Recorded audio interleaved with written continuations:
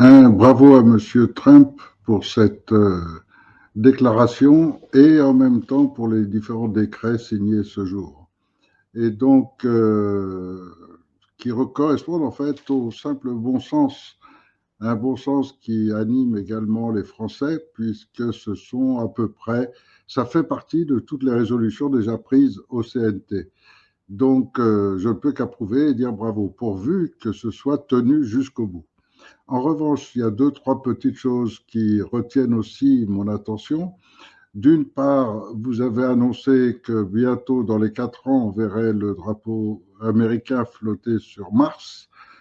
Alors, d'abord, je vous rappelle quand même que Stanley Kubrick est mort, et puis que faire flotter un drapeau d'une nation sur une planète, c'est comme un petit peu dire je m'octroie la possession. Et il me semble que quand on parle de planète, il faut quand même inclure toute l'humanité et non pas seulement les Américains. Bon, ça c'est une petite chose. Dans les autres petites choses aussi que j'ai notées, c'est que vous annoncez, vous réservez le droit d'intervenir militairement dans d'autres pays. Ça, c'est quelque chose que je trouve un petit peu délicat. C'est quelque chose dont il faudrait parler plus en détail parce que le fait que vous décidiez qu'un groupe dans un pays est un groupe que vous considérez comme terroriste et que ça donnerait le droit à votre armée d'aller intervenir dans un autre pays, ça me paraît un petit peu à discuter pour le moins. Enfin, un dernier point, le canal de Panama. Ce canal touche le Panama et de l'autre côté la Colombie. Qu'est-ce que viennent faire les Américains là-dedans? En quoi les Américains peuvent-ils prétendre posséder ou pouvoir établir des droits sur ce canal? Il me semble que là encore, il y a certaines choses qu'il faut penser correctement et en gardant un petit peu le respect des autres nations.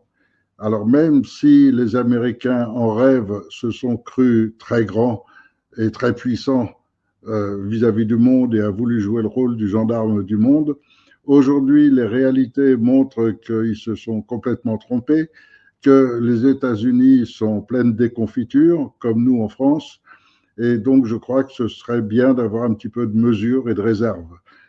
Ben, en dehors de cela, bravo pour toutes ces mesures. Elles font partie du panel prévu dans le CNT, qui est beaucoup plus varié parce qu'on a d'autres problèmes. Ce ne sont pas les mêmes conditions, mais dans l'esprit, on est à peu près sur le même schéma. Et comme il semble que ce soit aussi le schéma pris par d'autres hauts dirigeants, c'est quelque chose qui peut enfin permettre qu'on arrête les guerres et les arrêter définitivement, ne serait-ce que par une organisation sérieuse pour permettre que la Russie soit aussi en sécurité comme l'Inde, comme la Chine, comme tous les pays du monde. Tous les peuples souhaitent vivre en paix. Si on considère cela à la base, alors il suffit d'avoir des règlements où les dirigeants de tous les peuples peuvent s'entendre. Alors nous, en France, on est un Conseil national de transition, donc il n'y a pas de président comme chez vous.